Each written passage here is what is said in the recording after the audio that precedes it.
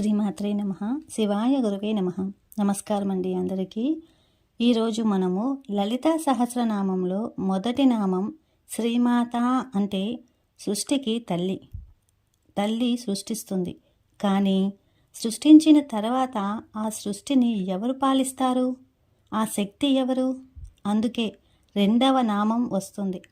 ఇక్కడ శ్రీ మహారాజ్ఞి అంటే ఈ విశ్వానికే మహారాణి అనేసని. ఈరోజు మనము ఈ వీడియోలో శ్రీ మహారాజ్ఞి అనే నామాన్ని సరైన ఉచ్చారణ, అక్షరాల శక్తి, ఆధ్యాత్మిక అర్థము, ఇంకా సంఖ్యాశాస్త్ర రహస్యాలు, ఇంకా సైన్స్ పరంగా ప్రభావము, జీవితానికి మనం ఎలా ఈ నామాన్ని అన్వయించుకోవాలి, నామ ఫలితము, ఇంకా నామము జపం చేసేటప్పుడు లేదా సాధన చేసేటప్పుడు మనసులో ఎలా భావన చేయాలి అనేది తెలుసుకుందాము.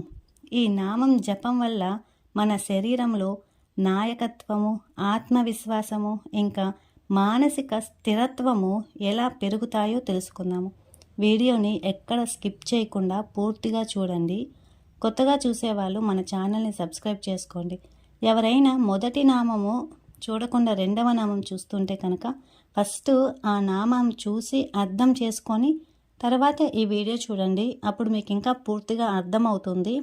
మీలో ఫస్ట్ వీడియో అంటే మొదటి నామం చూసి ఎంతమంది సాధన చేశారు, ఎంతమంది శ్రీమాత్రే నమః అని కానీ శ్రీమాత అని చెప్పినప్పుడు కానీ మీ మనసులో ఎలాంటి భావన కలిగింది కింద కామెంట్ చేయండి.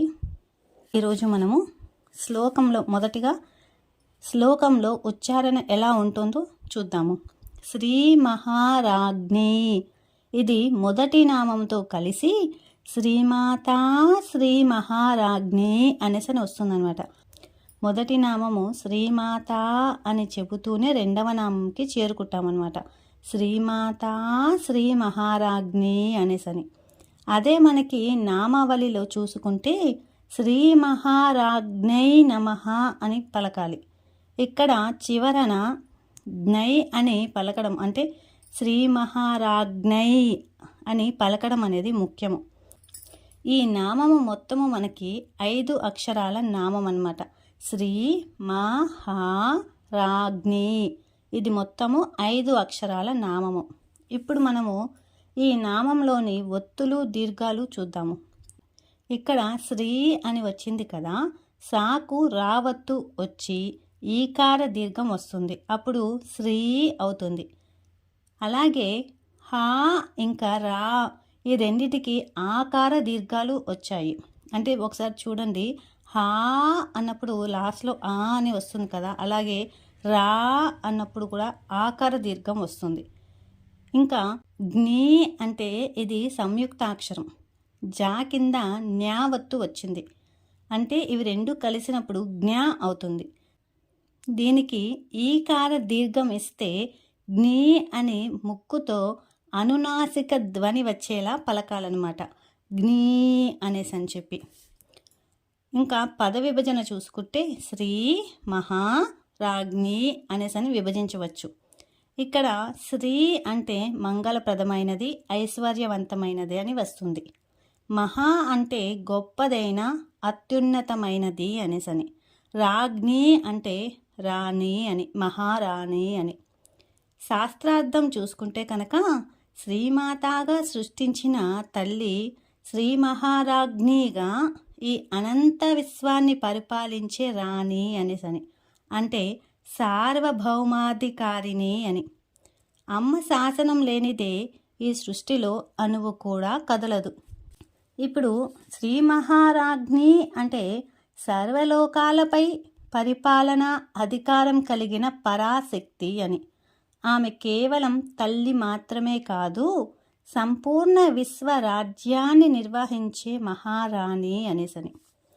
ఇంకా ఇక్కడ అక్షర గణిత విశ్లేషణ చూసుకుంటే కనుక ప్రాచీన కటపయాది సంఖ్యా శాస్త్రం ప్రకారము ఈ నామం చూస్తే మా అనేది 5వ అంకె, హా అనేది 8వ అంకె, రా అనేది 2వ అంకె.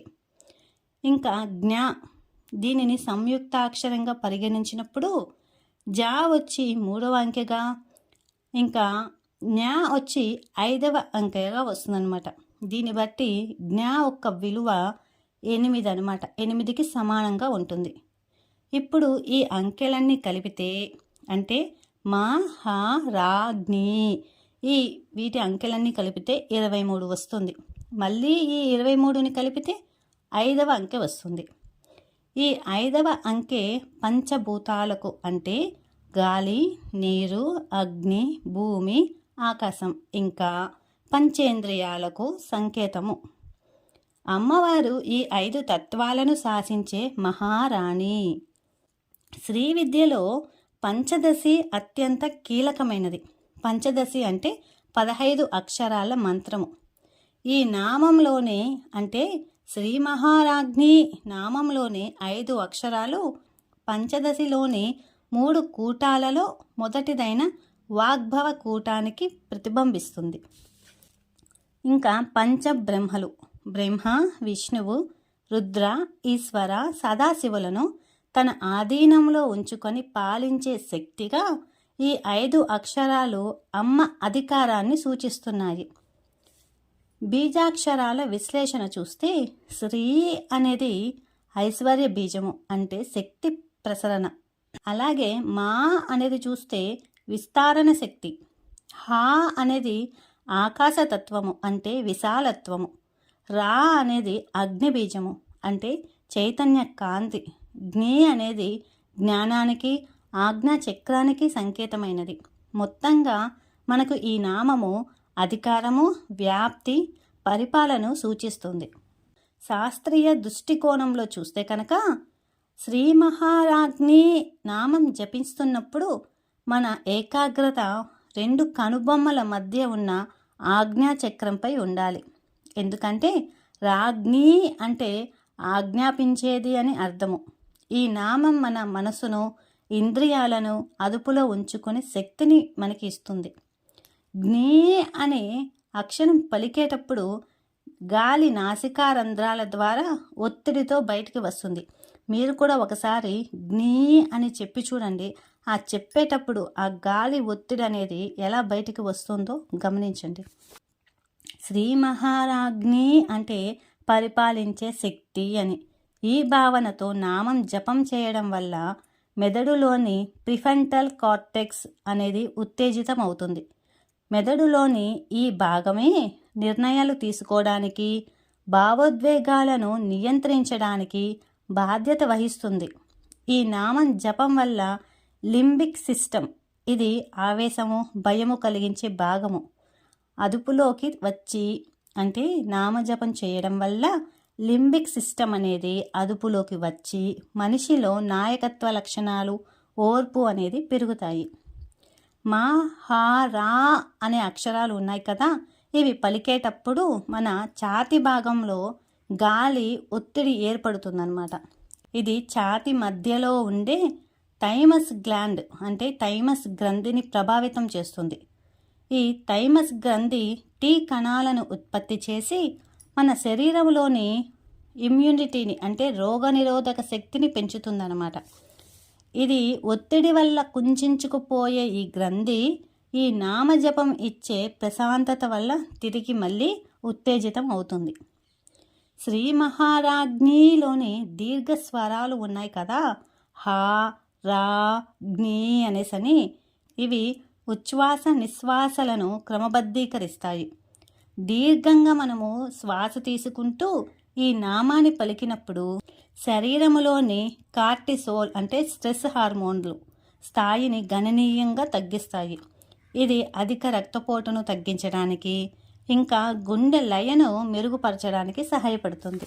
మనము ఎప్పుడైతే శ్రీ మహారాజ్ఞి అనే నామం పలికేటప్పుడు నోరు, నాలుక, గొంతు, ముక్కు ఇలా అన్ని భాగాలు కూడా సమన్వయంతో పనిచేయాలి. ఇది మెదడులోని మోటార్ కార్టెక్స్ను ఇంకా సెన్సరీ కార్టెక్స్ మధ్య కొత్త న్యూరల్ కనెక్షన్ను ఏర్పరుస్తుంది. దీనివల్ల ఏం జరుగుతుంది? ఏకాగ్రత పెరగడమే కాకుండా మాటల్లో స్పష్టత పెరుగుతుందన్నమాట. శ్రీ మహారాజ్ఞి అంటే పరిపాలనా శక్తి, ధర్మ వ్యవస్థాపకురాలు ఇంకా సృష్టి స్థితి లయ నియంత్రిణి. ఆమె రాజ్యము బాహ్య లోకాలలో మాత్రమే కాదు, మన అంతఃకరణలో కూడా ఉంది. ఇప్పుడు మనము ఈ నామాన్ని జీవితానికి ఎలా అన్వయించుకోవాలి? మనం ఈ నామం నుంచి ఏమి నేర్చుకోవాలో చూద్దాము. ఒక రాణి తన రాజ్యాన్ని ఎలాగైతే క్రమశిక్షణలతో పాలిస్తుందో, మనం కూడా మన జీవితాన్ని, ఆలోచనలను ఒక పద్ధతిలో ఉంచుకోవాలి.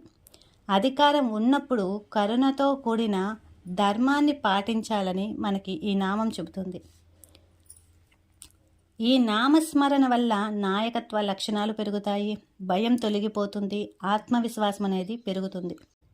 క్లుప్తంగా చెప్పాలంటే శ్రీ మహారాజ్ఞి నామం జపము ఒక సెల్ఫ్ రెగ్యులేటరీ థెరపీ లాగా పనిచేస్తుంది. ఇది మనల్ని మనము పాలించుకునేలాగా మన మెదడును సిద్ధం చేస్తుంది. బాహ్య ప్రపంచాన్ని గెలవాలంటే ముందుగా మన అంతరంగాన్ని గెలవాలని ఈ నామంలోని గంభీరత మనకు గుర్తు చేస్తుంది. శ్రీ మహారాజ్ఞిలోని బీజాక్షరాల కలయిక వల్ల మన శరీరంలో ఒక హ్యూమన్ ట్రాన్స్ఫార్మర్గా మారుతుంది. శ్రీమాత మనల్ని శాంతపరిస్తే శ్రీ మహారాజ్ఞి అనే నామము మనల్ని చైతన్యపరుస్తుంది. విన్నారు కదండి. మళ్ళీ నెక్స్ట్ వీడియోలో మనము 3వ నామమైన శ్రీమత్ సింహాసనేశ్వరి అనే నామానికి అర్థం తెలుసుకుందాము, ఉచ్చారణ ఎలా చేయాలో తెలుసుకుందాము, సాధన కూడా చేద్దాము.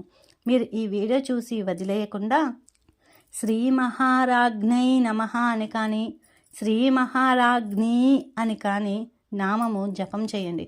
మీకు ఎంత కుదిరితే అన్నిసార్లు చెప్పడానికి చూడండి. చెప్పేటప్పుడు ఈ వీడియోలో కొన్ని చెప్పాను కదా, అవి ఎక్కడ స్ట్రెస్ ఇచ్చి ఆ నామాన్ని, ఆ అక్షరాన్ని పలుకుతున్నావో ఇవన్నీ కూడా మీరు గమనించండి. మీరు ఏదైతే చెబుతున్నారో ఆ చెప్పే దాని మీద దృష్టి పెట్టి ఎలా చెబుతున్నారో అది బయటికి ఎలా వస్తోందో అనేది గమనించండి. అంటే శ్రీ మహారాజ్ఞి అన్నప్పుడు ఆ నామము బయటికి ఎలా వస్తోందో గమనించండి. అదే అండి సాధన అంటే. చెయ్యండి చక్కగా. మీ అనుభవం కూడా కింద కామెంట్ చేయండి. శ్రీమాత్రే నమః. శివాయ గురవే నమః. సర్వం శ్రీ లలితార్పణమస్తు.